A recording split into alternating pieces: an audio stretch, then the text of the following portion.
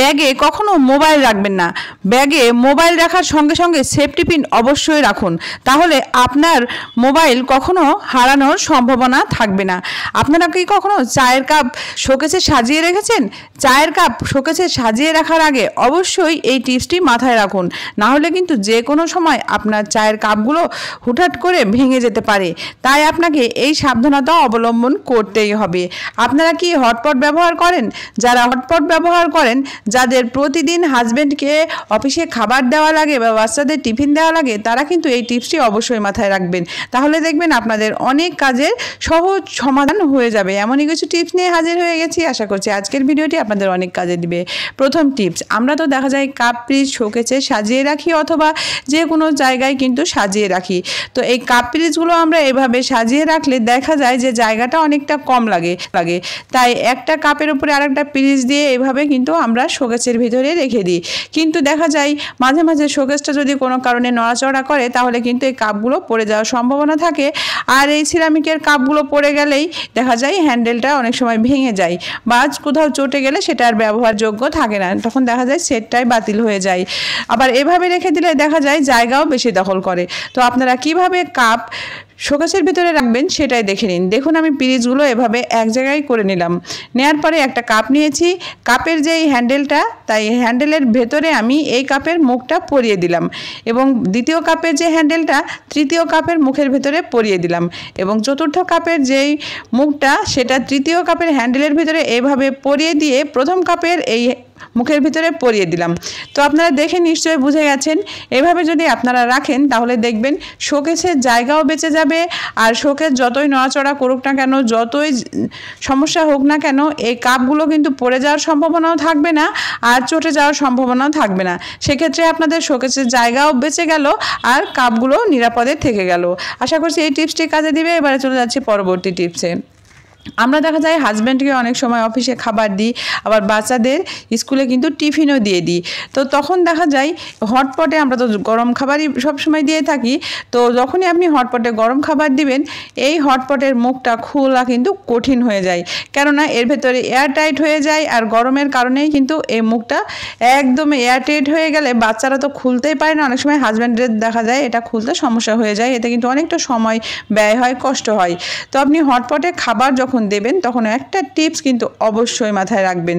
তো দেখুন, আমরা যখন হটপটে গরম খাবার দিই, এর ভেতরে যে স্টিলের বাটিগুলো থাকে সেগুলোও কিন্তু গরম হয়। আর খাবারের গরমে, স্টিলের বাটির গরমে কিন্তু হটপটের ভেতরটা এয়ারটাইট হয়ে গেলে এটা কিন্তু সহজে আর খুলতে চায় না, অনেক টানাহাসড়া করে খুলতে হয়। তো আপনারা যদি ছোট্ট একটা কাজ করেন, নিয়ে নেবেন তেল। এখানে আমি রান্নার তেলই ব্যবহার করছি, আপনারা চাইলে সরিষার তেলও নিতে পারেন, নারিকেল তেলও নিতে পারেন, কোনো সমস্যা নেই। সামান্য একটু তেল হাতের আঙুলে এভাবে নিয়ে যদি এই হটপটের থ্রেডের এই জায়গাগুলো দিয়ে দেন, তাহলে দেখবেন এই শক্তভাবে এটা লেগে থাকবে না। সেক্ষেত্রে বাচ্চারা যদি স্কুলে যে এই সমস্যায় পড়ে সেটাও আর সমাধান হয়ে যাবে।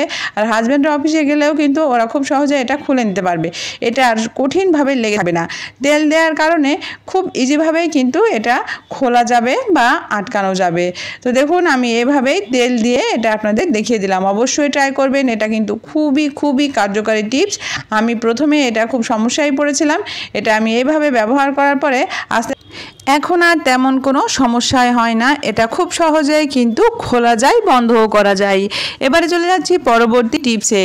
এখন যেহেতু সনাতন ধর্মাবলম্বীদের পুজো, আর বিশেষ করে দেখা যায় কোনো ভিড়ভাট্টা বা কোনো মেলায় আমরা যখন কোথাও যাই বা যারা পুজোর মেলায় যায়, যারা সনাতন ধর্মী, তারা তো এখন দেখা যায় বিভিন্ন জায়গায় পুজো দেখতে যায়। তো এরকম সমস্যায় দেখা যায় আমরা কিন্তু ব্যাগের ভিতরে টাকা পয়সা নিয়ে যাই, আবার দেখা যায় ব্যাগের ভিতরে মোবাইলও নিয়ে যাই।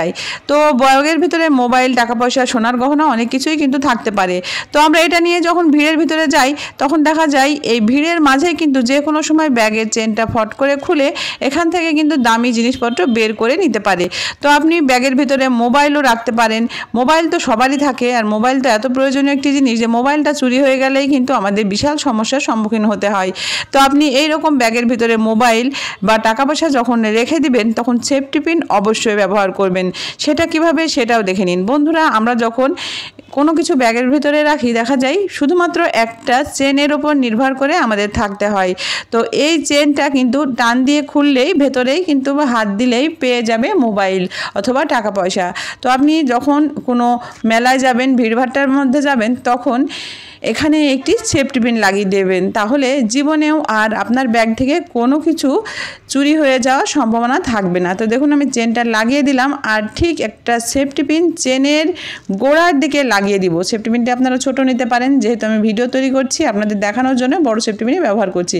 ঠিক চেনটা আটকে দেওয়ার পরে গোড়ার দিকে এইভাবে চেনের সাথে লাগিয়ে দিবেন, তাহলে চেনটা যতই টানা হাসা করুক না কেন আর কিছুতেই খুলতে পারবে না। আর যদি সেফটি পিনটা খোলার চেষ্টা করে তবু আপনি সেই সময়টার ভেতরে টের পেয়ে যাবেন। এভাবেই কিন্তু আপনার ব্যাগের ভেতরে থাকা দামি জিনিসপত্র, মোবাইল, টাকা পয়সা সব কিছুই সেভ করতে পারবেন অনায়াসে। দেখুন কত শক্তভাবে এটা লেগে আছে। আর এটা যখন আপনাদের দরকার হবে ব্যাগের ভেতর থেকে কিছু বের করা, আপনারা নিজেরাই এভাবে সেফটি পিনটা খুলে নিয়ে সেই কাজটা করার পরে আবার ঠিক চেনটা আটকিয়ে এইভাবে সেফটি পিনটা লাগিয়ে দিবেন। এভাবে করে দেখবেন বাইরে অনেক ঝামেলার মাঝে, অনেক ভিড়ভাট্টার মাঝে গেলেও আপনাদের মোবাইল, টাকা পয়সা আর কিছুই হারাবে না। তো বন্ধুরা, এই টিপসটা আপনাদের কেমন লেগেছে? এই টিপসটার জন্য অবশ্যই একটি লাইক আশা করতেই পারি। এবার চলে